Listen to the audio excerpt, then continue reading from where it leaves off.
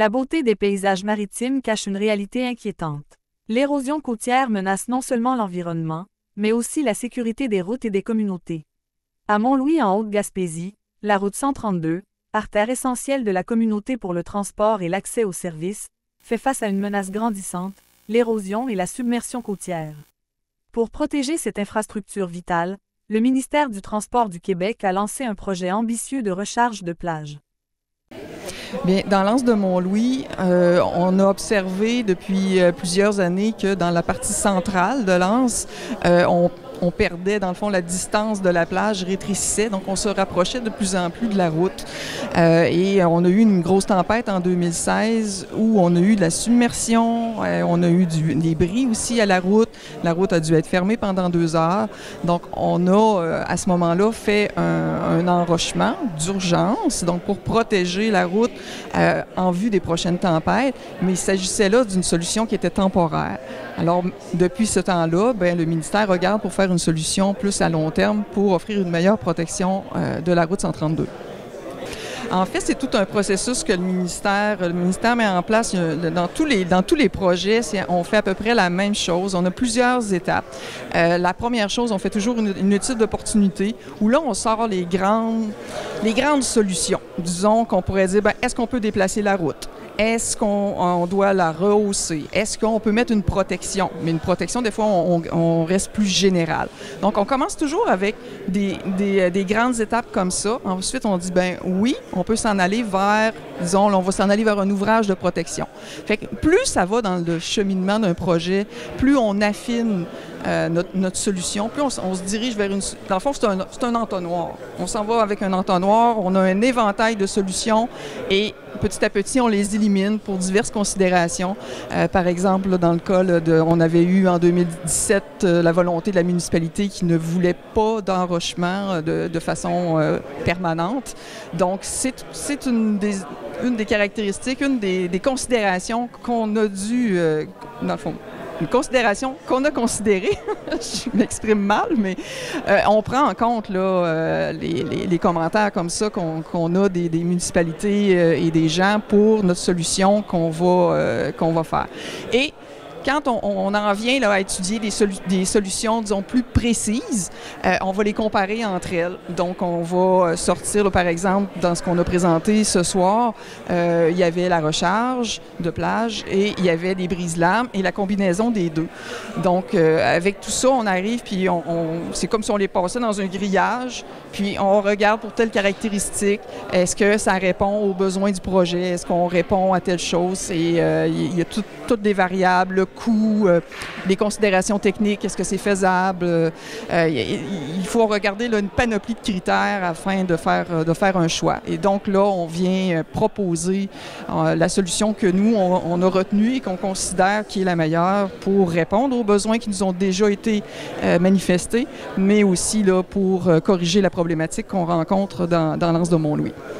Donc, avec la recharge de plage, ce que ça nous permet, c'est à la fois d'élargir la plage, donc d'éloigner la mer de la route, et aussi de rehausser la plage, ce qui fait que les vagues vont avoir plus de difficultés à atteindre la route. Donc, ils vont aussi perdre de l'énergie à se buter contre un fond sableux. Puis, dans le fond, le sable va absorber l'énergie des vagues. Puis donc, ça devrait freiner l'érosion. Puis, aussi limiter la submersion côtière. Pour le début de la consultation publique qui a eu lieu le 25 septembre, les citoyens ont été invités à s'exprimer. Plus de 75 citoyens de la communauté ont répondu à l'appel. Leurs préoccupations vont des impacts environnementaux aux questions économiques. Pour les résidents, la protection de leurs côtes est une priorité. Ils souhaitent voir des bénéfices tangibles et une approche respectueuse de l'environnement. Bien, actuellement, on a déjà fait certaines études, certaines caractérisations du terrain. On a fait des constatations, par exemple, que le matériel qu'on ajouterait n'est pas suffisamment gros pour obstruer la rivière, par exemple. Le courant de la rivière est suffisamment fort pour dégager l'exutoire, la sortie de la rivière. On a aussi vérifié s'il y avait des hirondelles de rivage, par exemple, qui nichent dans la bordure. C'est pas le cas, il n'y en a pas eu d'observé. Il n'y a pas eu de plantes non plus à statut particuliers qui ont été relevés à ce moment-là, mais on a toujours, avant le projet, il y a toujours d'autres caractérisations qui sont nécessaires là, lorsqu'on va avoir à faire nos demandes d'autorisation environnementale, par exemple. Donc, il va falloir à ce moment-là là, refaire là, des vérifications pour s'assurer là, justement que tout est correct. On sait que la recharge de plage va perturber momentanément les petits organismes qui viennent coloniser, qui viennent s'installer sur la plage. Mais comme la plage, c'est quelque chose qui est très mobile, le sable bouge, les cailloux, ça bouge, ça ne reste pas toujours en place, bien, c'est difficile pour les organismes de coloniser cet endroit-là aussi. Donc, c'est quand même mineur ce qu'il y a comme impact là, sur l'environnement, disons plus, comme vous dites, de la flore, de la faune. C'est sûr qu'à Saint-Maxime-du-Mont-Louis, on est conscient qu'il faut protéger la route. Et sous la route, il y a aussi des infrastructures, des services municipaux comme l'aqueduc et les égouts. Sauf qu'il y a aussi il y a un enjeu de la plage. Les gens ne veulent pas perdre la plage parce que ça fait partie de notre identité, la plage. C'est les gens du village, c'est les touristes. Les gens arrêtent à Mont-Louis pour ça. Donc, c'est ce qu'on ne veut pas perdre parce que c'est vraiment un attrait touristique super. Ce qui ressort beaucoup, c'est vraiment que les gens ont vraiment une crainte de perdre leur plage. Donc, on voit que les gens sont très attachés, qu'ils ont là, c'est ça, un attachement profond avec la plage, qui s'identifient à la plage. Donc, c'est quelque chose que le ministère a très bien entendu ce soir. Donc, c'est quelque chose, c'est certain que nous, qu'on va reparler de tout ça, qu'on va reconsidérer les craintes des citoyens pour voir, dans le fond, tous les commentaires qui ont été émis sont pris en compte. Et donc, on va revenir sur tout ça. Donc, je pense que ce soir est un bon début. Il y a des gens qui ont répondu un peu à chaud. Il y en a qui avaient des craintes, il y en a qui avaient des inquiétudes, il y en a qui étaient d'accord. Mais je pense qu'on va tout mettre ça ensemble. Les gens du ministère des Transports nous ont écoutés. Bon, encore une fois, pour le calendrier, on ne peut pas donner d'échéancier à cette étape-ci. Surtout là, avec les commentaires qu'on a reçus, il y a peut-être des choses qui vont retourner sur la planche à dessin. Je ne peux pas vous dire que c'est ce qui va arriver, mais il y a vraiment des craintes qui nous ont été exprimées. Donc, à ce moment-là, il y a vraiment là, des choses qu'on doit regarder dans ce projet.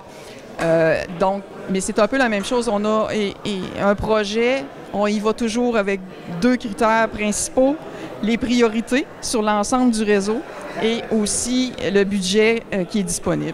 Donc, ça va avec ça. Donc, on ne peut pas donner d'échéancier. Et, je vous le dis comme ça, c'est toujours la prérogative du ministre des Transports d'annoncer les projets. Alors que la consultation publique en ligne se poursuit jusqu'au 24 octobre, Saint-Maxime-du-Mont-Louis se prépare à affronter un avenir où la mer et la terre interagissent d'une manière nouvelle. La collaboration entre le gouvernement et la communauté sera essentielle pour assurer un avenir durable. Pour participer à la consultation publique en ligne, visitez le site du ministère du Transport et restez informés. Donc, sur le site de consultationquebec.ca, consultation.quebec.ca, il est possible d'aller revoir la présentation et aussi, là, dans un autre onglet, d'aller répondre à un questionnaire. Mais en tout temps, il y a aussi un onglet qui s'appelle « Nous joindre » où il y a une adresse courriel du ministère des Transports. Puis vous pouvez poser vos questions. Les gens peuvent poser leurs questions là avant de répondre au questionnaire s'ils en ont encore. Ils peuvent nous émettre des commentaires aussi via cette adresse courriel-là. Mais dans le questionnaire, il y a aussi des endroits pour les gens pour émettre leurs préoccupations, leurs commentaires. Donc, c'est possible là, d'avoir tout ça. Et en plus, avec ces commentaires-là, bien, ça va paraître dans le rapport de consultation qu'on va faire à la suite de cette consultation-là.